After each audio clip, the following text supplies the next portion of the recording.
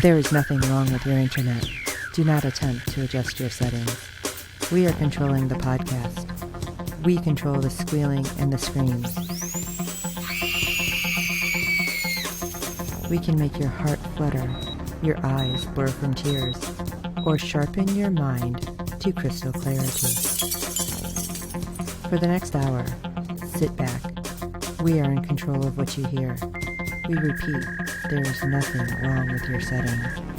You are about to experience the awe and mystery known as the female mind. You are now entering the Fangirl Zone. Things are only impossible until they're not. Welcome to the Captain's Chair, a Star Trek Picard podcast on the Fangirl Zone. I'm Chief Engineer Steve, and joining me on this mission into the unknown is... I'm Red Shirt Dave, and tonight we'll be discussing Episode 4 of Season 1 of Star Trek Picard, Absolute Candor. This was an amazing episode. And done by Jonathan Frakes. Yes. I had a few issues of what happened during the episode, but that's not his fault. No. His job is direction. Right. And when you don't notice anything wrong, that's when you do a good job at directing. Exactly. And there were a few nice little directorial moves put in the episode that were nice, especially the scene where Soji is looking at the videotape of Ramda and you kind of get the transposition of her face into Ramda's. Yeah. I thought that was nice. Yeah. And did you think that the ship that came to the aid of the La Sirena was possibly a Tholan? Oh, because it looked like one? Yeah, I thought it was. I really thought that looked like a Tholian ship. They all have sharp edges now. Yeah, which is weird.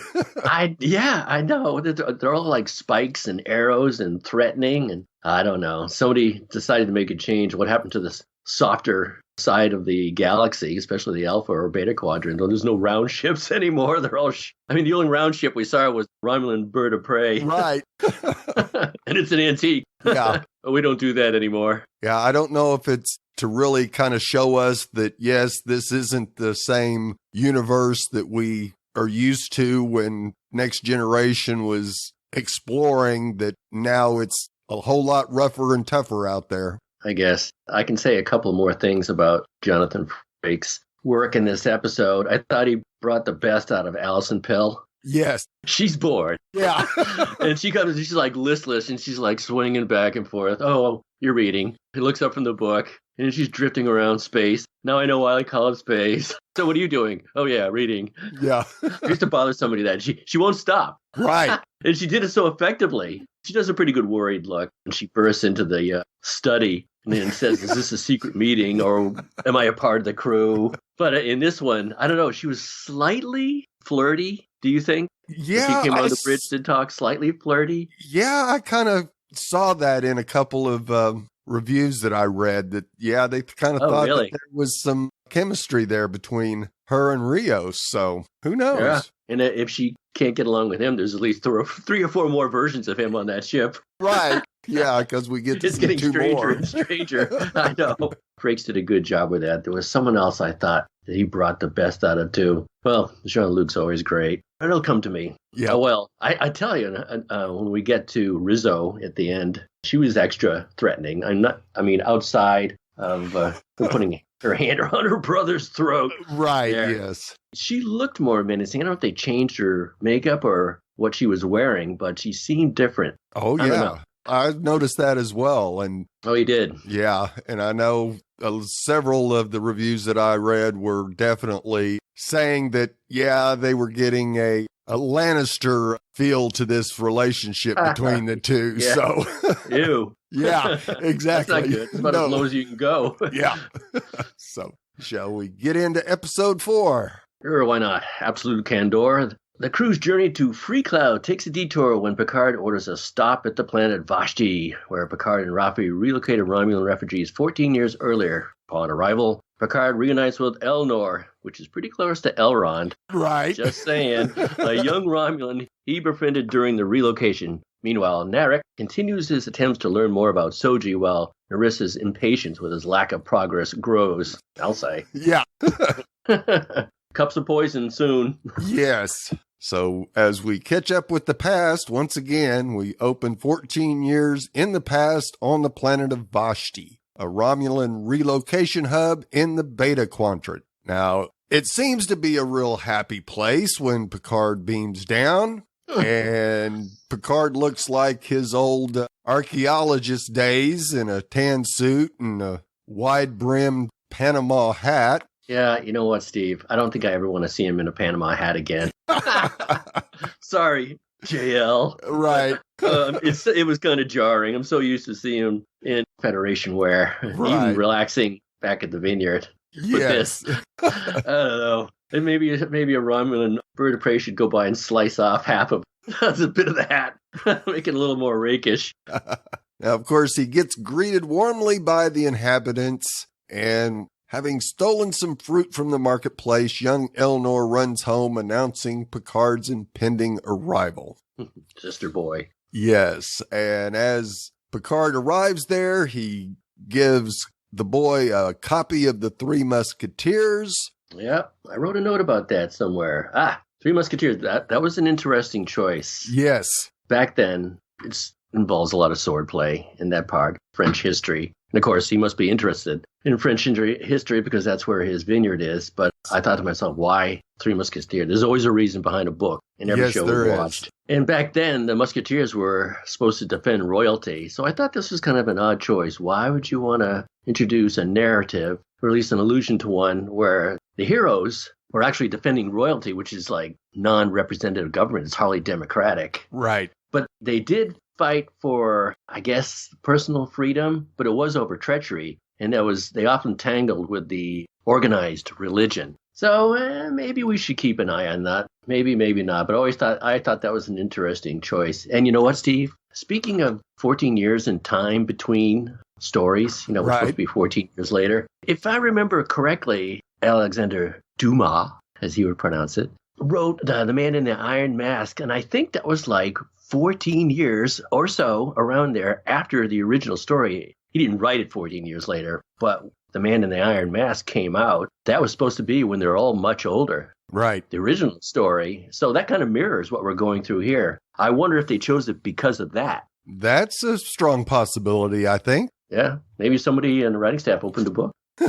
So as a sign of gratitude, Elnor hugs Picard. And that was a shocker.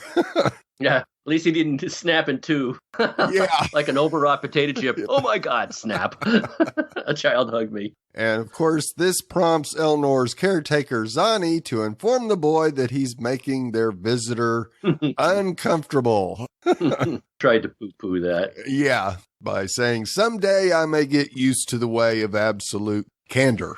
Now, Zani is one of the sisters of the Kowat Malat, an all-female religious order fighting force whose ways of absolute candor involve speaking one's mind without hesitation or guile. Kind of like 12 Monkeys. Yeah, just a little bit.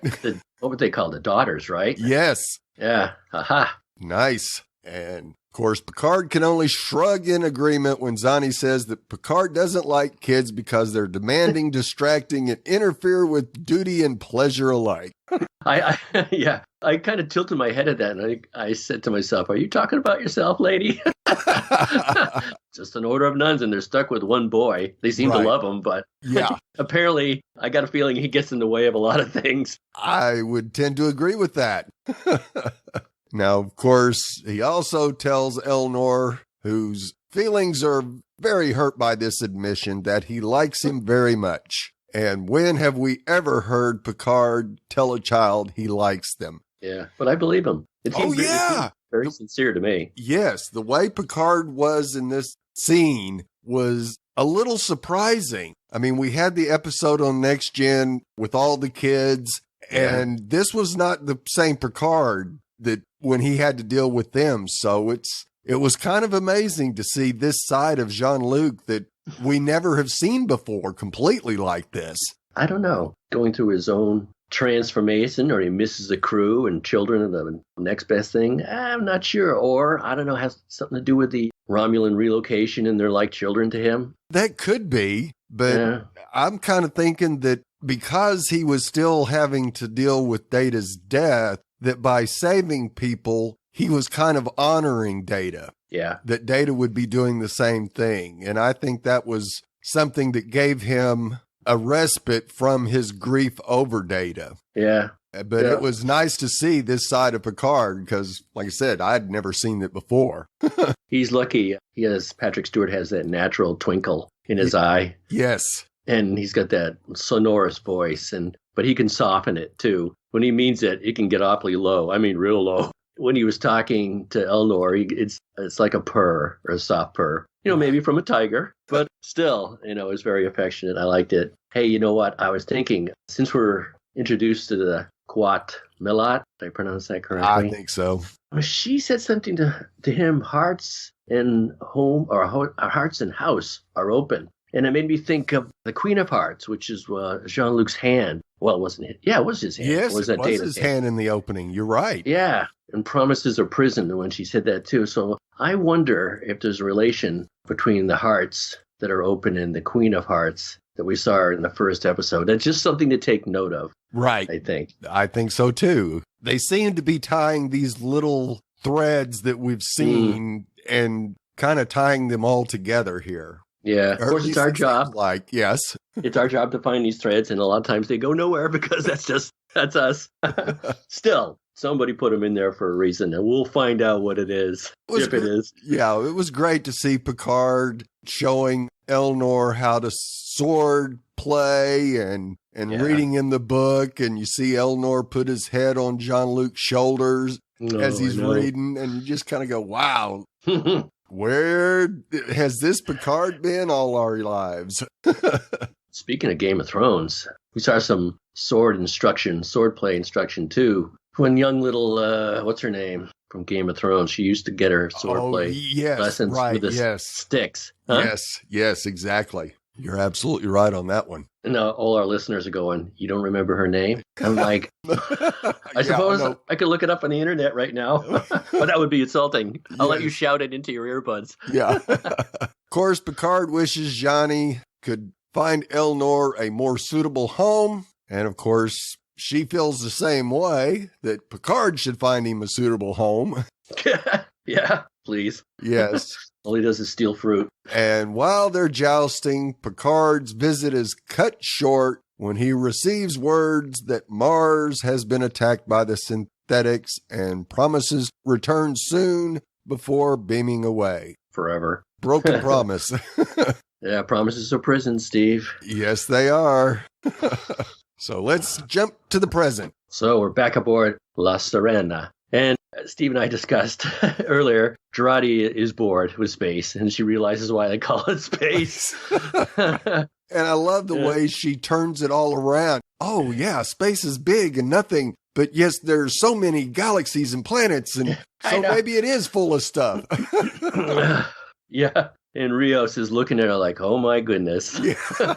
I'm going to have to find this lady in a hologram to keep her entertained. Yeah. Oh, but I did like part of their exchange. She has all sorts of questions. She could be a pest, although, as we discussed earlier, Frakes definitely brought the best out of her. Alison Pill, bravo, in this episode. Absolutely. She was trying to entertain herself, and she found a lot of Klingon opera board. He said, long story. And I'm thinking, of course, there goes the gears working in my head again. Long story, Klingons, he might have had a secretive past. Yes. And he lost his captain, and the last time he saw his captain, there was parts of the captain all over a bulkhead. So we all know Klingon opera is depressing. I wonder if there's a tie-in there, or just another string to pull on about his past. We don't know a lot, but I think we're going to find out what this long story is as they'll come together. Yeah, I think so too. And this might have been Rios's way of, shall we say, diving deep into his grief and depression of losing his captain. So he needs to pick up a book and read about it. Right. So he can get a handle on it. Right. Yeah. Absolutely. Oh, I know. This is who I was thinking, Rafi. I thought Jonathan, of course, she comes storming onto the bridge. Yeah. And in a twist, Girardi goes, oh, thank God, or something to that effect. I was getting depressing out of stories of the suffering of the soul and death and pain. Right. And that's when Rafi walked in. I thought Jonathan Frakes really brought the best out of Michelle Hurd also. There was one point she was pretty disgusted. I mean, impatient when she walked onto the bridge. Oh, yeah. And then there was a part when they were in the study in the hologram, which we'll have to discuss later, where she's making a point and she looks up at the captain and she's got her hand and she's twisting her hand and she makes a point back from Rios to Picard. And she keeps the hand turning as she turns her head and looks back at Picard. And I go, ooh, that was just a nice little acting touch. Right. Without camera movement. But the scene itself contained movement from her as she went from one person to the next. But it was shown through her head and hand movement. I'm like, way to go, Jonathan Frakes. Yeah. Either that or she did it on her own. But I thought it was a nice little touch. Yep. This is when we find out Jean-Luc Picard has changed. Change of plans. Yeah. And he wants to stop at Vashti. And of course, Raffi makes a face like, oh, this man. And things aren't going that great. There's a petty warlord flying around in a Klingon. Was it a Klingon bird of prey or a Romulan bird of prey? Romulan bird of prey. Romulan bird of prey. Okay. Actually, it's not one I recognize at all. Yeah, it looked like one all the way back to the original series. Yeah. There's no sound in space. They should have had it backfire or something. Yeah. Or sound like little pieces dropping off it or something. Maybe that would be a bit too cartoonish. Right. I can just see that suggesting that to Jonathan Frakes, and he'll look at me like, are you kidding? Yeah. Sorry. But when we get back to the planet, we get to see how Elnor's matured. And he seems like he's still following the ways of the Three Musketeers. Hasn't been able to find a suitable home, which I thought was key, outside the Coat Malat. Maybe there's two reasons to that. They have high standards, or they couldn't let him go. Right. I don't think they could let him go. Yeah, I tend to agree that she even says there wasn't any better place for him to go. Right. Yeah. Plus, we like him. He's our guy. I looked up Evan Evagora's credits before we went on air today. He does not have many at all. Wow. So this is very few. I'll take a quick look at it right now. He looks totally different. He looks like an elf. Yeah. But if I go to his credits, you can see his work for Star Trek Picard. He has one credit for Fantasy Island, another called Secret City, where he was uncredited. And that's it. Wow.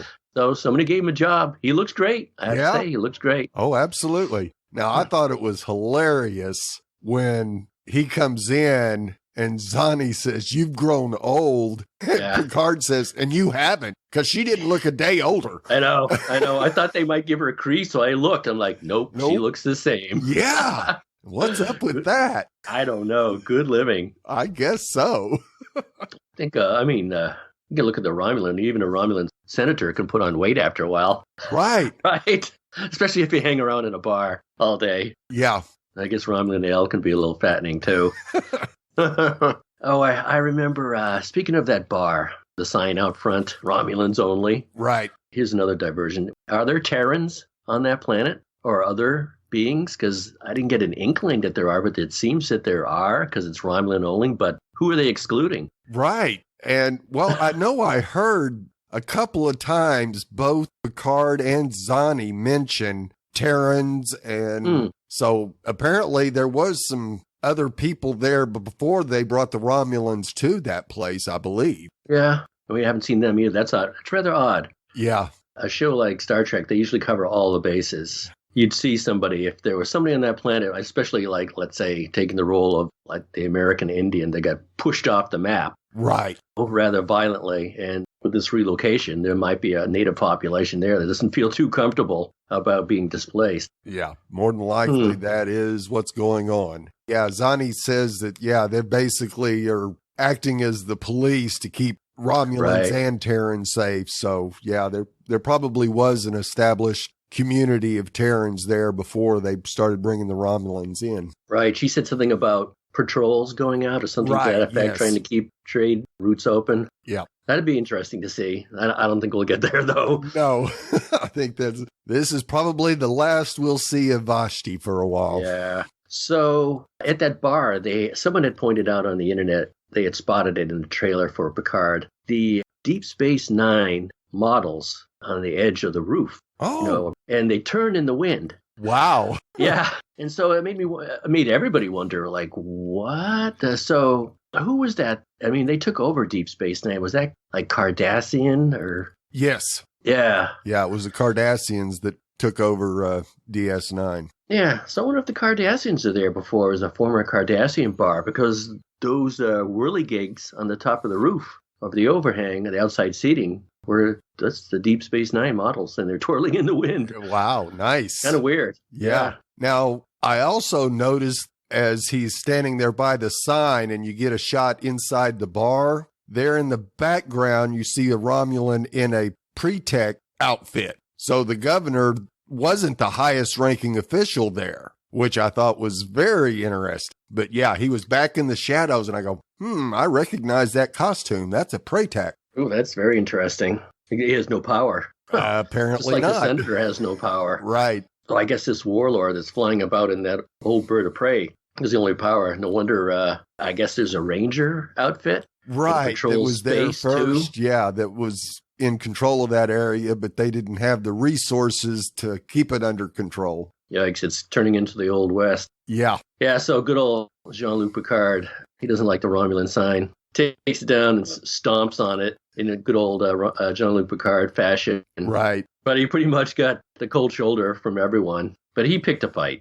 Yes, he did. Deliberately. He doesn't like the way things are going. He didn't like that Elnor had signed up when he had initially met him, and they had a rough patch they went through, and Elnor had the absolute candor. He came out with his feelings. So, did you miss me? Right. Of course, there was a flashback when Picard's sitting down with Zani, and Elnor brings over the bread, and he goes, "Oh, not now." Clank goes down the plate. Really? What am I, a child to you still? Right. Oh, that must have stung a little. Picard, are you clueless or what? How many times do you have to go through this season before you get it? Yeah, and it stung even worse when he sits down and tells Elnor the story of why he wants him to bind his sword to his cause.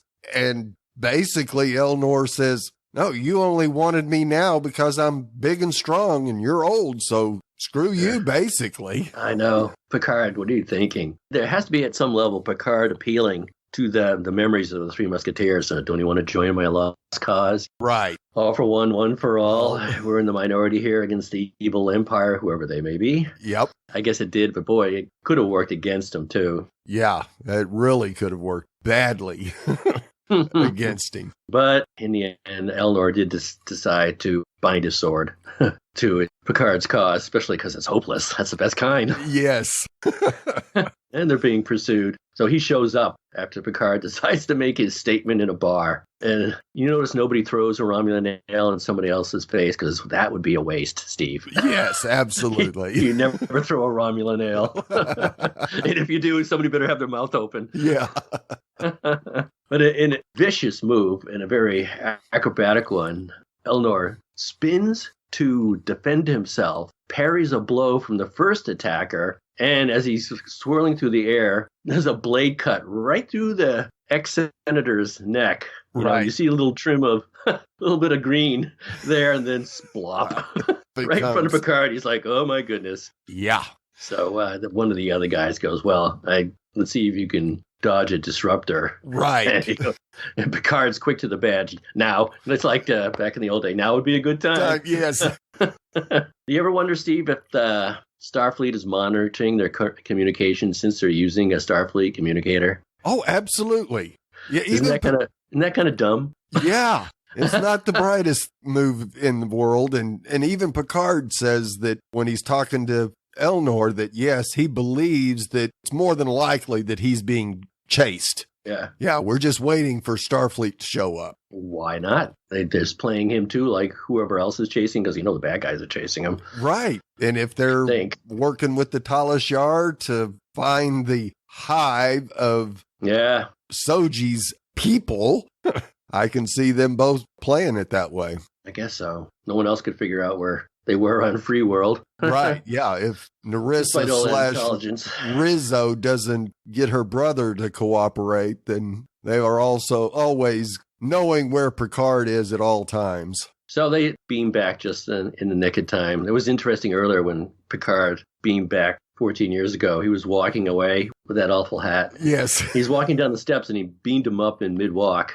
Right. Now, how did he land I know. on No, both he didn't walk feet. into a wall. Yes. When he got back aboard the ship. Or falling down because he was taking a step. Yeah, I know. And there's no more step there. Like, I can just see the guy in control of the transporter like, Admiral Picard, how many times have we told you not to be on the move when we transport you?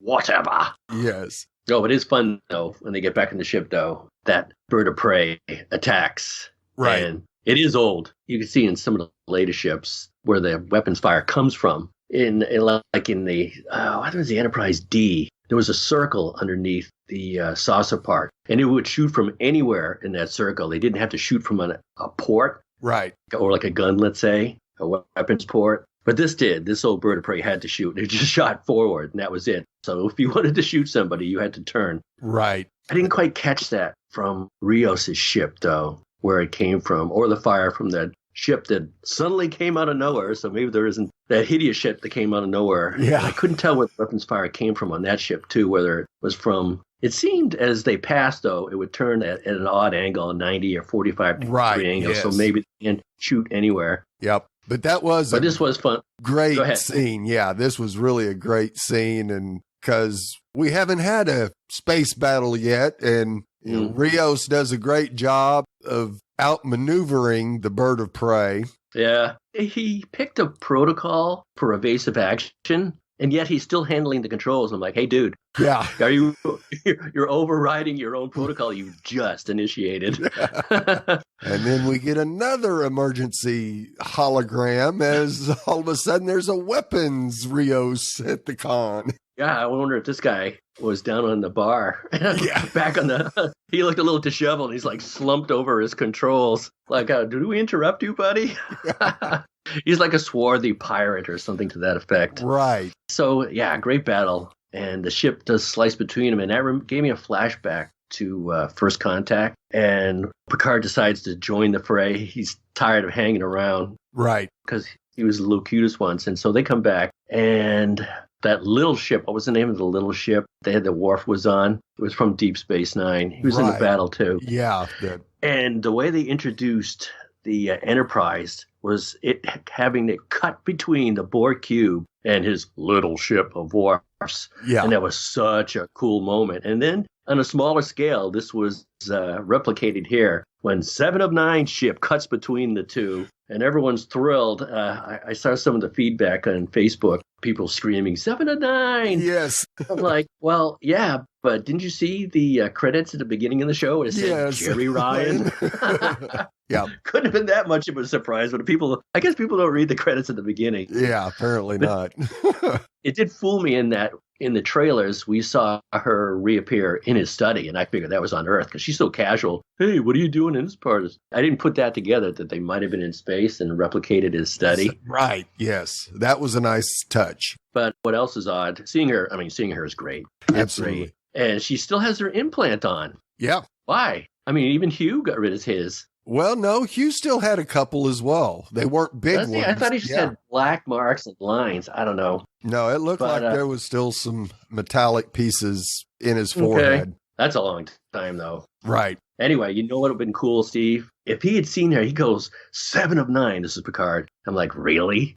After all these years? It would have been really cool if he had said, Annika. Yes. Annika Hansen. Because why not? I mean, she's reacclimated after all these years. All these years. Yeah. Surely she must have readopted her Earth name. Yep. And he would know that, say, hey, Annika. And that would have freaked people out because half the people out there are going to say, oh, no, that's not Annika. It's 7 of 9. Yeah. Yeah, but that was a long time ago. And she's been hanging around in space, apparently. You think she'd lose that name? Or is that just me? Right. Yeah, so yes, it was great to see her. And of course, her telling him that she owes him a ship was a nice touch. Yeah, we'll have to find out what she was doing in her, I don't know. Apparently, she's in the Beta Quadrant. That's a long way from her home, if you call Earth home. That's where she was from originally, and that's where Voyager returned to. Yep. So what the heck is she doing out in the Beta Quadrant? She's following him too? Right. Now, that could be. Could be. Yeah, if Admiral Janeway is still an admiral that might be on the inside, that kind of keeping an eye on Picard and sent 7 of 9 to follow him. Yeah.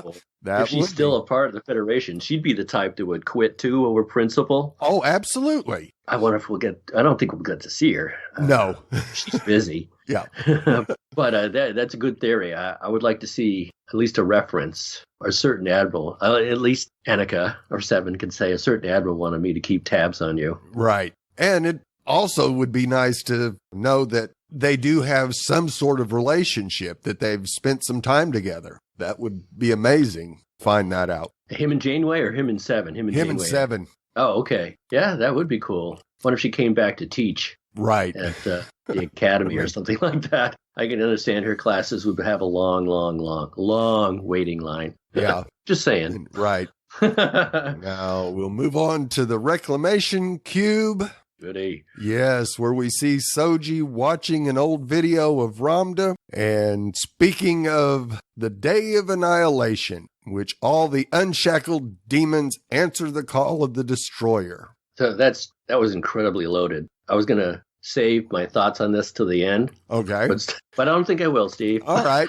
Let's hear them. So, Romulan mythology, okay? It seemed to have a literal side of it, of course, because we're seeing it play out before us. Right. Ramda studies mythology. She can see the news or see someone in tomorrow. And they have, obviously, a tale, a Gamadon, where a Day of Annihilation. And, of course, unshackled demons. What's an unshackled demon, Steve? A synth, a robot, an android, right? You would think. I would think. How come their mythology couldn't foresee the destruction of the son of Romulus? Very true. Good question. Yeah. You would think that would be a big part of their mythology and how they would display it. It doesn't harm my theory at all. My theory still lives. Yes. That the Romulans are descendants of the organic android Romulans that survives the spacefaring thousands of years ago or whenever it happened. Right. But that's it. I mean, I like this Romulan mythology and the Day of Annihilation and unshackled demons that I take to be androids and robots. Right. But sure missed the call and the sun blowing up. Oops. Yeah. Now later, while examining the still unconscious Ramda in the disordered wing, Soji tells Narek that she blames herself for the woman's suicide attempt and that she's felt seen by Ramda. Seen as an exposed? I kind of think so, maybe. See who she really is. So, yeah, okay. She hasn't been activated, and we find out later that they speak of the activation. Narek and his sister talk of it. Right. You know, and that gave more weight that there's obviously a lot more of them out there, or a nest, as we had learned, which is really interesting. And it made me think, so there's more than one destroyer? Yeah. The whole narrative of this season is the destroyer, and it's heavy in their mythology, but there's a nest of them? Right. Of course, the Romulans wouldn't know that. They're like, but they're examining this one person, Soji, as a destroyer. So if they kill her, that means another destroyer comes along? Have they put that into thought? That just seems like a narrative or written misstep to me. Well, if you consider the way Narissa has treated Narek, is really their goal is to find the nest, kill Soji, and then destroy the nest. Right. The only reason they haven't killed Soji yet is because they want to make sure that there's not another destroyer in the nest to take her place. I guess so. Yeah, but that falls into my thinking, though. Like, yeah, it still has a mythology built around it. It's like, can there be multiple destroyers? I mean, I don't think Romulan mythology would account for. There's going to be one after another. I mean, these people in their modern era know that there's not really a mythical being destroying them, even though that's what she represents. But it still strikes me as a little odd that we have Soji's the main character. Right. And they keep calling her the destroyer. They're not going to kill her off because that would kind of wreck the show. Right. Well, maybe they will by the end of the season, but they just can't say, well, here's another one. Unless Soji has a triplet sister, or actually, it could be quadruplets. Right. Right? That'd be weird. Yes, it would. All right, enough of my tangent, Steve. Please continue. All right. And after subsequent drinks, Soji asks Narek how he always knows her whereabouts and has so much insight into her life. Well, it's about time, Soji. You started questioning that. Yes. In our neck of the wood, that's called Dawn coming over Marblehead. Yes. Now, she just flat out asks him if he's Talas Shar, and he denies it, but even if he was, he wouldn't admit to it. I know. We've seen that before, too. That's kind of a good joke. Right. Aren't you supposed to say no? Yeah. Right. And so yes. absolute candor is clearly not Narek's strong suit. Yeah. Also, another play between what's going on in the series as an entirety. They're a secret race of people. And, of course, there's just the nuns are a small sect that decide that Candor is good. Still, in the larger sense, everything is a secret, even in today's universe or the 24th century's universe or galaxy. Right. Everyone still has their secrets. Oh, absolutely. Now, he does suggest that the Borg database might have answers to Soji's questions about what happened to Ramda's Borg-assimilated ship, which brings her back around. Yeah, nice tease. Yes. The little carrot and stick approach there. Here's a little carrot. Yep. And, of course, to access the database, Narek makes Soji follow a Borg ritual by taking off her shoes and sliding through steam-filled passageways. Yeah. Who would have thought? Here's some boomer talk for all our listeners out there. Yeah. You know what a slip and slide is, right, Steve? Oh, absolutely. When we were kids, we had this thing. They were designed to impale and maim us when we were children. Yes. It was called a slip and slide. It was this long sheet of plastic, yellow plastic. You used to run water across it. And it was fun. I mean, you get on it, you'd slide just like they were sliding. And that's what I thought, oh, slip and slide. Yep. Of course, at the end of the strip of plastic, there's like raw earth. For us kids, and we would just like wipe out and roll or whatever. Yeah. But the good old days. Okay, yeah. enough boomer talk. Many grass burn. Yes, grass burns. Now, of course, they're playing on the passageways. Of course, ends in kissing, and Yes. then Narek opens his mouth and confronts Soji about her lie regarding her presence on a transport ship. And she basically says, you calling me a liar? Well, I'm done with you. Yeah, why would he push it like that, do you think? Why confront her? I mean, he just went through that whole ritual on the slip and slide, and they ended in kissing, and then he calls her out for being a liar, I mean, tangentially. Well, I don't know, maybe that's the whole part of the carrot and stick approach, because she storms off, and then out comes the carrot of the Borg database again. right. Still, I don't know, dude. In the next scene, we see that, yes, Narissa is definitely putting some pressure on him. Yeah. And I think that was really what he was attempting to do, was distract Soji with the slip and slide and see if he could get her to admit to something. But she's a whole lot smarter than he thinks she is, or at least I think so. Because, of course, later we see Narek is awakened in bed by Narissa, who teases her brother about Soji's anatomical correctness. And you kind of go, all right, what the frick is going on here? Yeah. You really get that brother-sister, ooh, no feeling. Yeah, the old Game of Thrones feeling. Yeah. Okay, where are we going with this? But she does tease him terribly. Yes. And it's got this nasty, flirtatious bend to it. Yes. I mean, she's sitting on the bed opposite, and she's got her knee up, which exposes her leg. Yep. You know, and she's got, I don't know, dark nylons on or something, and high boots. And like, I'm not saying that's but I'm attractive. just saying, yes. But yes.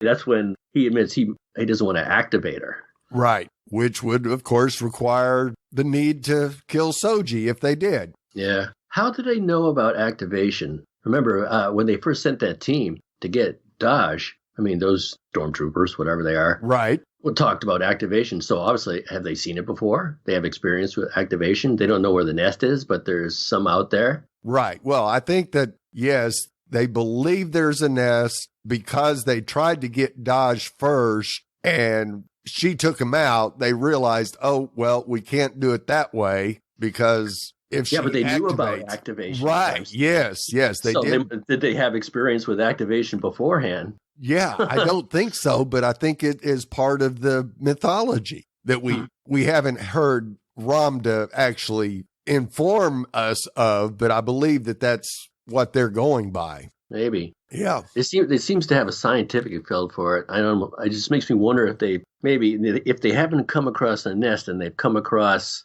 a replicant like Soji, maybe there was two others or two brothers or two other sisters somewhere, maybe not fully formed, but then they got tales of activation, perhaps? I on some distant planet or whatever, and things just went straight to hell. I don't know. We'll see. Yeah. So Narissa reminds him that Soji will have to be killed, but he says they can't do that until they've learned where she comes from and where the rest of them are. Yeah. And that sure gives us the feeling that Soji and Daj aren't the only data-bred androids roaming the galaxy. Right. So I wonder if some had escaped the nest, or were they sent out too? Because Narissa seems to think, I mean, she's in the cube for a reason. She Right. was sent here. Right. Yep. And Rizzo reminds her sibling that your little robot girl has a plan, and don't forget that.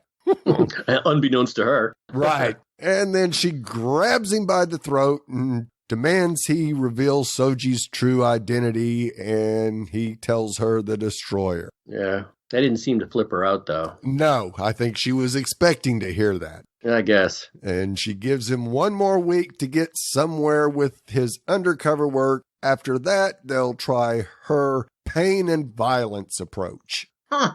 Okay. I'm sure she has an outfit for that, too. Oh, I'm sure she does. I think it involves high boots. Yeah. So do we got any new theories, Dave? Oh, I kind of swept through them already. I just can't help myself, Steve. Right, that's fine. I understand. Now, it was interesting that in the movie Generations, Jean-Luc grapples with the death of his brother Robert and his nephew Rene, which was first introduced so well in the Next Generation episode Family, and coming to terms with the fact that he'll be the last of the Picards. Could he possibly see Elnor as sort of a son, the offspring he never had? He thought of Data that way. As a It's son or a very brother. possible. Certainly a shipmate. Of Right. course. Yeah. It's very possible that he did grow to feel like he was sort of a son to him because he was always mentoring him. Yeah. So, yeah, you could very well look at that as being a parent to a child, as you're always trying to give information that will keep the child from making mistakes. Yeah. And certainly Data was a blank slate. Yes. So, Could fly yeah. a starship, but I mean, he's the funniest part of the show sometimes, of what he didn't know what was going on. Yeah. So there are a few things I would like to bring up. I made some random notes here and there, maybe not theories, but just observations. Okay. that I've noticed in the direction. First of all, I wrote a note. There's a character in the Romulan bar that looked just like Mark Leonard, especially Whoa. the profile. Yeah. Do you remember Mark Leonard? He played Yes. Oh, Spock's absolutely. father. He was a Shakespearean actor before he got signed up to Star Trek. And Mark Leonard's first role on Star Trek, the original series, was to play a Romulan. Right. This guy looked like a mirror image. I wonder if they did that on purpose, because this guy looked just like Mark Leonard. I'm like, oh, look. Yeah, that's very possible because we've seen the amazing things that they can do with FX these days. I mean, we've seen Carrie Fisher in 2 movies. Yeah, so right. it's very possible that they could have imposed a Mark Leonard face onto one of those Romulans. But yeah, that's a great Easter egg. Yeah. I also thought about, I wonder how long they're going to continue to flog Jean-Luc Picard on this show. He's been taking a pounding. Wherever he goes, he has to face the guilt of, Right. abandonment. And how long is that going to continue, do you think? To the end of season 1? No, I mean, I really don't think so. I Okay. think once he makes his peace with Elnor, I think we'll start seeing more of him getting comfortable in his own skin again, and we'll start to see more of the Picard we know come out again. Yeah, that'd be good. I mean, he can only take so much of a beating. Everyone loves the character and loves Right. the actor. Yes. So maybe they should put an end to beating him up every episode. Right. Yeah, I think so too, especially because he is such a beloved character that, yes, we've seen his hubris and we've seen Right. his caring side this episode. And so, yeah, I think we'll finally get there. I mean, I can't see going a whole 10 episodes of constantly having to do this to him. I think the fans would definitely not be pleased with it. Yeah, I'm feeling it a little bit right now myself. Right. Yeah, it is getting tough to see episode after episode of, Hopscotch across the galaxy. Oh, someone Right. else that hates me. yes. Well, we were talking about the Kowat Milat earlier, and they apparently are the enemies of the Tal Shiar, which is awesome. Yes. That's awesome. Yes. So why hasn't the Tal Shiar wiped them out? Very I'm good thinking question. that, and I thought, why would the Tal Shiar or the what's the name of the other movement, the Jot. Yep. Mott, yeah. Why assassin? Why not smart bomb? Or Right, they attacked Mars, or somebody did, with a fleet of ships. Who cares if they just blow up the vineyard or blow up where the Co-op Melata? Why don't they do that? I mean, why assassins? Right. I mean, you leave the chance of leaving bodies behind if you send in operatives. But if you just drop a proton torpedo, Yep. you just go like, job done. It's a little too splashy. I mean, we already got a Romulan space pirate flying around. Right. Yeah. Oh, well, okay. Someone's saying into their headphones right now that, there is a grid around the planet. So you just can't fly in and shoot the Quatmala. But you can still get access, and it's a Romulan planet. So you think the Tal Shiar would be on there operating in some form, and they could just slip a little bomb. I mean, Steve, that's the kind of thing that bothered me. Maybe I'm a little too literal. You know what else was cool that I noticed in this episode?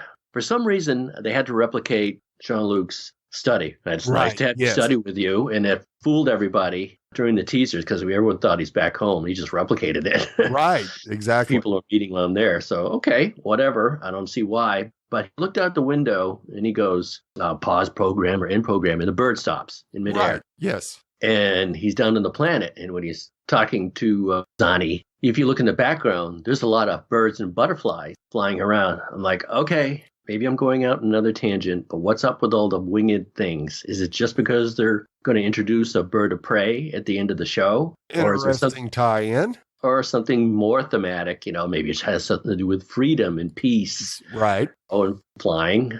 But I don't know. To me, I'm looking in the background. There's something fluttering all the time, at least down on the planet. Right. Certainly not a spaceship. Right. Definitely on the planet. Yeah, even when then we got the bird of prey, so maybe. Yeah, they're trying to tie that in. Yep. Because we even saw when he first returns and they show the shot of them playing with the tarot deck. The first thing that moves is something flying up off the table. Yeah, and everything's triangular, too. Yeah. I thought of that, too. So the Pixmit cards were triangular, and these gambling cards are triangular. And it made me think, the old saying, there's two sides to every coin or every argument. Right. But if you're a Romulan, there must be three sides to everything. There's the two ones that are in the open, opposing thoughts or train of thought. And there's the third one, which belongs to this whatever secret you're keeping. I mean, that was my impression. Yeah, absolutely. A very good one. And I completely agree with that one. Because, yes, we hear in the episode that the Romulans do not believe in absolute candor whatsoever.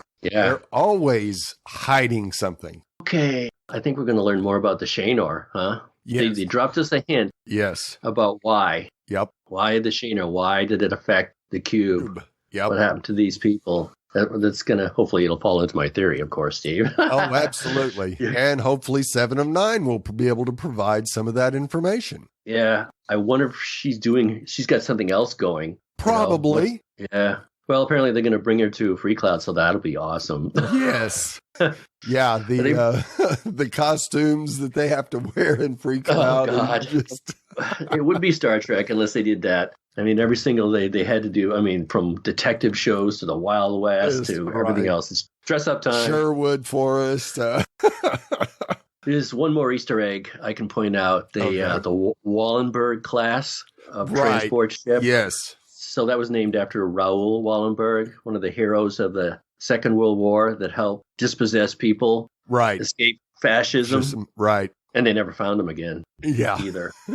So not that he was an unsung hero, but at least the show saluted somebody that saved, I think he saved maybe hundreds of thousands of lives. Oh, absolutely he did. Yep. Interesting. I'm glad he got a little bit of tribute there. Yep, absolutely. I agree. We'd love to hear your thoughts on each and every episode this season and looking forward to interacting with you on social media. How can the fans interact with us, Dave? They can go to thefangirlzone.com and click on the contact link, where you'll find several ways to contact versus via email and through social media. On Twitter, you can find Steve here at Sawyer Steve, and I'm at The Real ID Dave, or you can just search out Interdimensional Dave. I think I'll be writing on my blog all my frustrations. there's really nothing to build upon for my theory. Right, yeah. But it wasn't dismissed, and there's pretty interesting clues. And maybe I'll work it into butterflies. There we go. I like it. So please review and rate us on iTunes. Good ratings and reviews help other fans of the show find us, as there are a lot of Star Trek Picard podcasts out there. Tell your friends, and we do hope you're enjoying our podcast. And don't forget to check out the other great Fangirl Zone podcasts. Episode is on February 20th, and it's titled Stardust City Rag, baby. I hope there's a great soundtrack we can download. So remember, this is Chief Engineer Steve. Someday I may get used to the way of absolute candor. And this is Red Shirt Dave. I had to go to the replicator and get a whole bunch of new red shirts because when I went to target practice with my friends in a holodeck last week, I didn't know I'd be the target. Oh, but, no. Lesson learned. But the good news is, Chief Engineer Steve, I'm going to be on Romulan TV. Oh, that should be awesome. I know. I hope I don't regret my choice. Let's hope not.